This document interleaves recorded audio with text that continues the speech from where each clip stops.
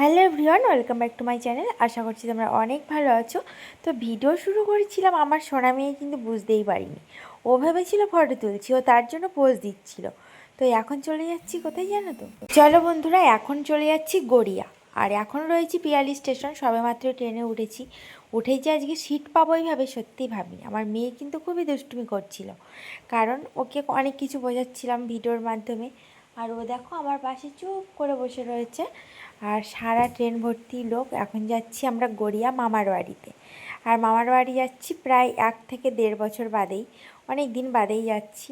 আর হঠাৎ একটা কারণেই চলে যাচ্ছি, কারণ ওখানে আমার মা বাবা গেছেন ডক্টরের কাছে। তো আমরাও চলে এসেছি এখন।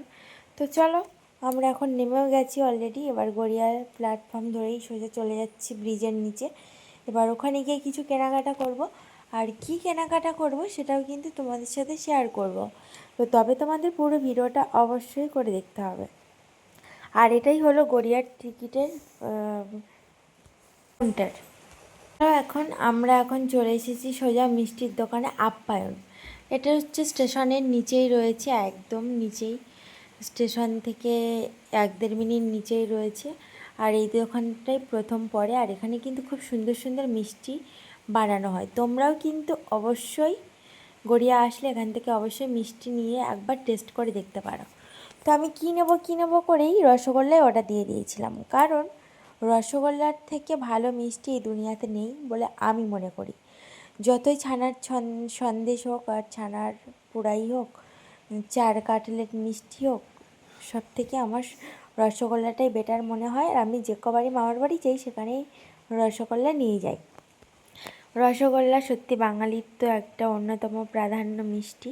তো আমি এখানে 2টো প্যাকেট মিষ্টি নিচ্ছি, কারণ আমি 2 জন মামার বাড়িতে যাব। তো এখানে দেখো গাড়িতে এখন উঠেই গেছি অলরেডি। আর আজকের গাড়ি কিন্তু গড়িয়া স্টেশন থেকে রিজার্ভ করে নিয়েছি, কারণ আমার মামার বাড়ির রাস্তাটা নাকি অনেকটাই মেরামত চলছে, কিছু কিছু জায়গায় পাইপ লাইনের কাজ চলছে। ওই জন্য আর কি নিউ গড়িয়ার দিক থেকে আমাকে ঘুরিয়ে নিয়ে যাচ্ছে কাকু।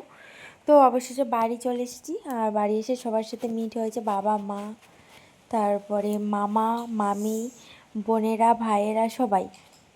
তো এখানে আমি দেখো অনেকগুলো পদ রান্না করেছিল। এখানে ঢ্যাঁড়সের চিংড়ির ভাজা, আর ওখানে করেছিল কচুরলতির তরকারি, আর করেছিল মাছের ঝোল বেগুন আলু দিয়ে, আর বানিয়েছে মাছের ঝাল। তো এখানে চলো, এখানে বোন রয়েছে, আমি রয়েছি। তো সবাই মিলে খাওয়া দাওয়া করে ছাদে চলে এসেছিলাম। আর ছাদে বলতে ছাদে তবুও নয়, চিলেকোঠায় চলে এসেছিলাম। এখান থেকে যে গড়িয়ার ভিউটা এত সুন্দর আসবে সত্যি ভাবিনি।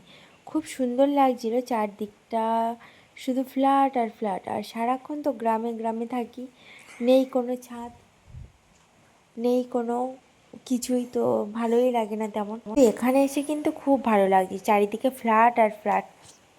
শুধু রাতের বেলাটা আসবো, জানি না কেমন ভিউ হবে। সবথেকে ভালো ভিউ লাগে দীপাবলির সময়, তখন রাতে ভিউটা খুব সুন্দর আসে, প্রতিটা ফ্ল্যাটে লাইটিং হয়। তো এটা আমার খুব ভালো লাগে, কারণ আমি 2-3 বছর আগেও এসেছিলাম, তখনও এইরকম ভিউ দেখেছি। তো চলো, তোমরা পুরো ভিডিওটা দেখতে থাকো, লাইক করো, আর আমার চ্যানেলটিকে কিন্তু ঝটপট করে সাবস্ক্রাইব করো।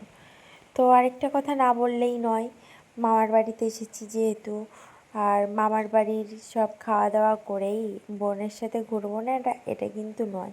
ছোটোবেলায় অনেক খেলা করতাম, কিন্তু বিয়ের পর পর এখন যথেষ্ট বুদ্ধিমত্তার পরিচয় হয়েছে। তো তারপর চিলেকোঠার ছাদ থেকে নিচে নেমে এসেছি। আর এইখানে দেখো মামি কয়েকটা টবে বালতিতে সব গাছ সবজি লাগিয়েছে। এখানে হচ্ছে অ্যালোভেরার চারা রয়েছে, আর অ্যালোভেরার চারাগুলো কিন্তু খুব সুন্দর। এটাই আমি বারবার করে বোনকে বলছিলাম যে অ্যালোভেরা রয়েছে, আমাকে বলিসনি কেন, আমি তাহলে স্নান করার আগে অ্যালোভেরাটা একটু মুখে মাখতাম, আমার খুব ভালো লাগে অ্যালোভেরা মাখতে। আর সেটা তো অ্যালোভেরা গাছ, তাহলে তার কোনো কথাই নেই। অ্যালোভেরা জেলের থেকে টাটকা একদম, এই যে আমাদের বালতিতেই রয়েছে। তো তোমরা কে কে পছন্দ করো অ্যালোভেরা অবশ্যই জানো। আর অ্যালোভেরা তো আমাদের ত্বকের জন্য ভীষণ ভীষণ উপকারী, সেটা তোমরা অনেকেই জানো, বা আমরাই কম বেশি জানি। আর এই বালতিটায় দেখো কলমি শাক, এটা হচ্ছে গোলাপ ফুলের চারা, কিন্তু গোলাপ নেই, হয়েছিল শীতের সময়, বোন যেটা বললো। আর এখানে হয়েছে একটা কুমড়ো গাছ, বাট এখনও ফল আসেনি।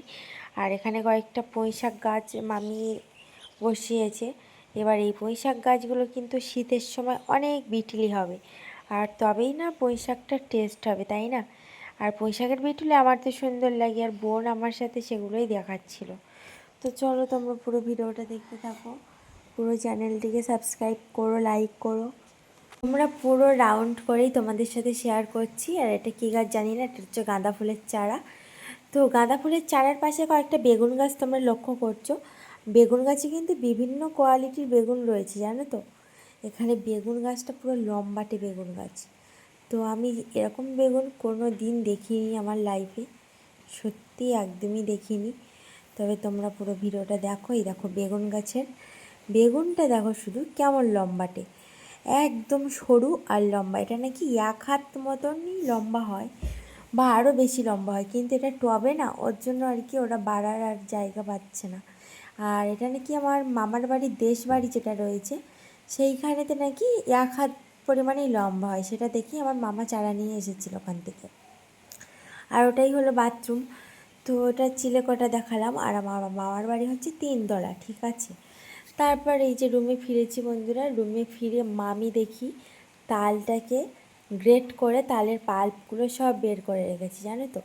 এবার আমি বললাম, মামি আমি একটু মাখবো তালটা, তুমি ভালো করে হাত ধুয়ে আর বসে গেছি। এখানে বোন দেখো নারকেল কুড়োচ্ছে। আর তালের বড়ার সাথে কিন্তু নারকেল কুড়ানোটা দিলে আরও দারুণ লাগে, টেস্টটা দুর্দান্ত হয়, ফলেও ভালো। কিন্তু আজকের তালের সাথে কি কি মিশ্রণ দিয়েছি শুনে নাও। আটা দিয়েছি, পরিমাণ মতো চিনি দিয়েছি, লবণ দিয়েছি, মৌরি দিয়েছি, আর দিয়েছি সুজি। তবে সুজির ভাগটা এখনও দেওয়া হয়নি, আটা দিয়েই আগে পুরোটা মিক্সড করে নিচ্ছি, কারণ আটাটা পুরো ডালা ডালা হয়েই রয়ে যাচ্ছে। তো ওই জন্য আর কি আমি পুরোটাই এরকমভাবেই বানিয়ে নিচ্ছি।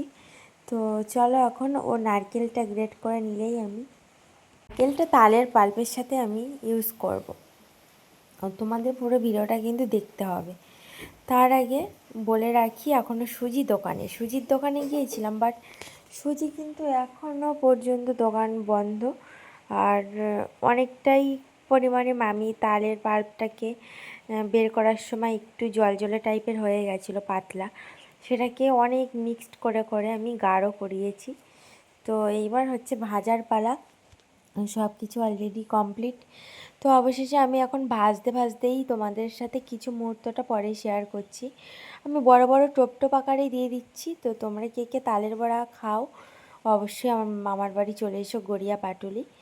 আর এখান থেকে কিন্তু অনেকেই চেনো জানো। আর তালের বড়াটা এই বছর প্রথমবার খাবো, তো আমার তো ভীষণ লোভ লাগছে যে কখন খাবো। কিন্তু আরেকটা মজার ব্যাপার হচ্ছে, তালের বড়া আমি যতই ভালো করে করি না কেন, আমি কিন্তু সদ্য তালের বড়া খাই না। পরের দিন সকালে সেই তালের বড়াটা বেশি টেস্ট লাগে, সেটাই খাই। তো তোমরা কে কে আমার সাথে একমত জানিও। আর আমার সাথে কিন্তু আমার বোনও একমত। আমার বোনও বলে দিল, জানিস তো দিদি, তালের বড়া এখন গরম গরম কেমন তেতো টাইপের লাগে, কিন্তু এই তালটা একদমই অন্য রকম, কোনো রকম তেতোর কোনো ভাব নেই, পুরোটাই মিষ্টি মিষ্টি লাগছিল। আর খুব একটা মিষ্টি দেওয়া হয়নি, কারণ আমার মাও মিষ্টি খেতে পারবে না, বাবাও তেমন না, মামারও সুগার রয়েছে। তো ওই জন্য আর কি হালকা হালকা করেই মিষ্টি দিয়ে দিয়েছি। তবে এই নয় যে মিষ্টি ছাড়া তালের বড়া, সবার দিকে বজায় রেখে। আর যেহেতু ভাই বোনেরা খুবই ছোট ছোট, মিনিমাম ওদের বয়স 6-7 বছর, তো ওরা তো মিষ্টি ছাড়া খাবেই না। তো সবার দিক চিন্তা করেই মানে মিডিয়াম আর কি, খুব বেশি নয় আবার খুব কমও নয়। তো চলো আমি এখন তালের বড়াগুলো দিয়ে দিয়েছি, এবার গ্যাস তো চলছে মিডিয়ামভাবেই। তো তুমি পুরো ভিডিওটা দেখতে থাকো, লাইক করো, আর আমার চ্যানেলটিকে সাবস্ক্রাইব করো। তালের বড়াগুলো হতে থাকুক, তো তোমরা পুরো ভিডিওটা দেখতে থাকো। আর তালের বড়াগুলো এখন রেডি হচ্ছে। তো আজকের মতো ভিডিওটা এই পর্যন্ত। তো নেক্সট পার্ট হচ্ছে আমি তালের বড়া